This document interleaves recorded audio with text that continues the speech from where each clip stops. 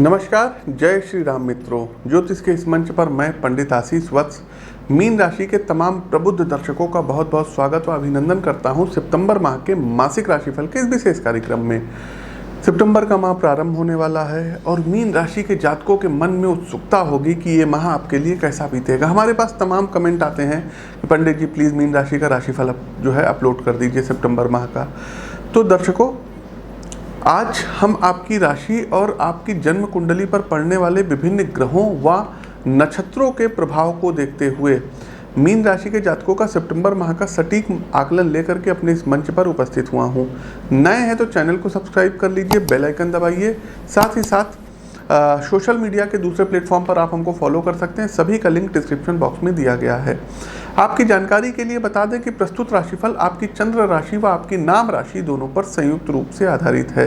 प्रिय दर्शकों, आप हमसे इस माह दिल्ली में मिल सकते हैं दिनांक 16, 17 और 18 सितंबर को। स्क्रीन के दिए गए नंबरों पर आप लोग अपनी अपनी अपॉइंटमेंट बुक करा सकते हैं।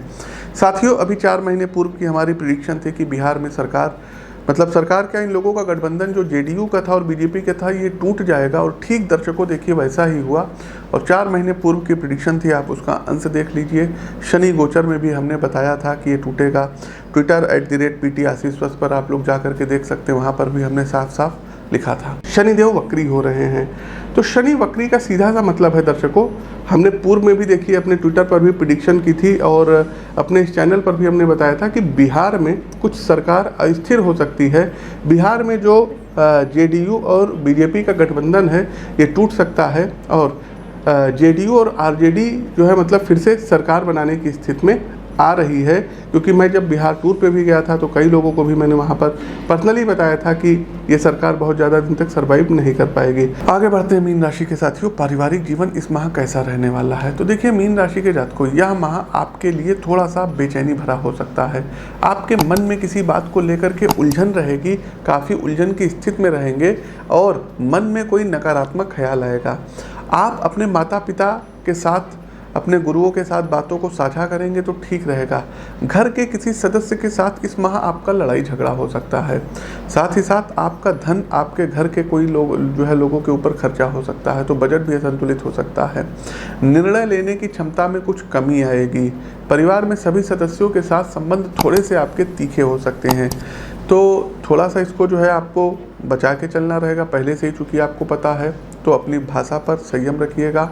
माह के अंत में कहीं घर से बाहर जाना हो सकता है और इस दौरान कुछ नया अनुभव करने को आपको मिलेगा। इस माह नए नए मित्र, नए नए दोस्त आपके मित्रता सूची में आएंगे। किसी भी लोगों के प्रति यदि आप कोई द्वेष भाव रख रहे हैं तो ये आपके लिए गलत रहेगा।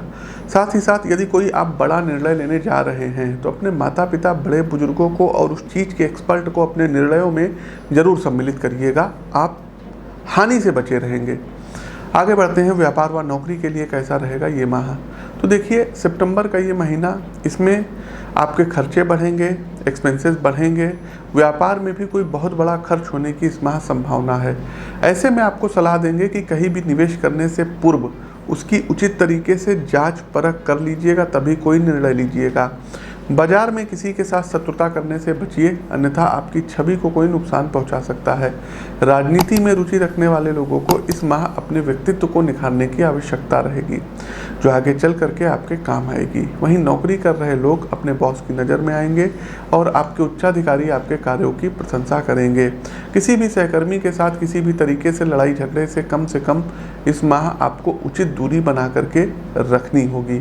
साथ ही साथ यदि आप कोई प्राइवेट सेक्टर में जॉब के लिए अप्लाई किए हैं तो आपका जो है कॉल आ सकता है, आपको कोई नौकरी प्राप्त हो सकती है। आगे बढ़ते हैं एजुकेशन व कैरियर। तो इस माह शिक्षकों से उनको जो है उचित मार्गदर्शन प्राप्त होगा, जो आपको कैरियर बनाने में सहायक सिद्ध होगा। यदि आप स्कूल में हैं तो इस माह आपको अपने सहपाठियों का भरपूर साथ मिलेगा, जिससे आपकी आधे अधूरे प्रोजेक्ट्स में सहायता होगी। कॉलेज में पढ़ रहे छात्र अपने लिए ऐसे विषयों में रुचि लेंगे जो भविष्य में उनका मार्ग प्रशस्त करेंगे। यदि आपकी शिक्षा पूर्ण हो चुकी है व नौकरी की तलाश में हैं तो इस माह नए अवसर मिल सकते हैं। ऐसे में किसी अवसर को हाथ से न जाने दें तथा उस पर काम करें।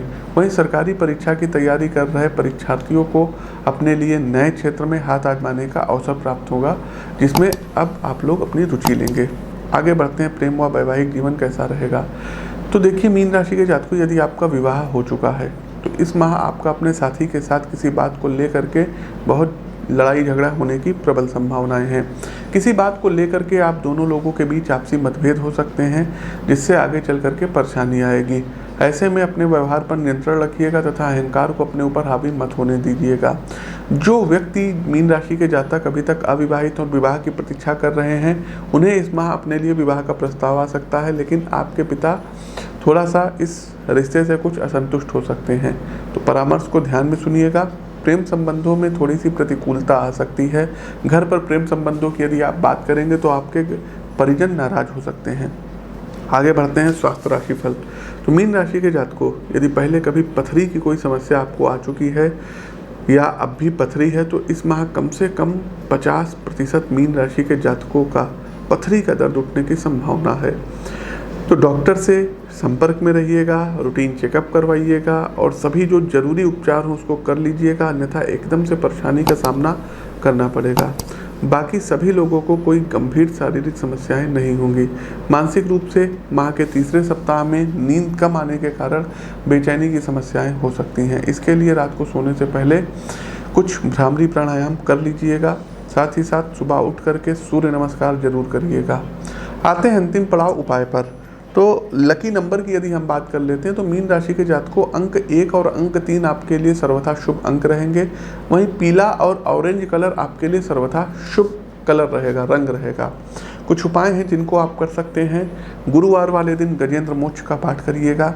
अविवाहित लोग कात्यायनी माँ की पूजा करिएगा। साथ ही साथ दुर्गा जी के मंदिर में आपको शुक्रवार वाले दिन जा कर के लौंग अर्पित करना रहेगा।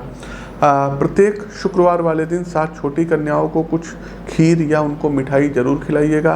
प्रातःकाल जब उठते हैं तो दोनों हथेलियों के दर्शन करिएगा। कराग्रे वस्ते लक्ष्मी, कर मध्य सरस्वती, कर मूले तु गोविंदा, प्रभाते कर दर्शनम। तो इस तरीके से आप लोग दर्शन करिएगा।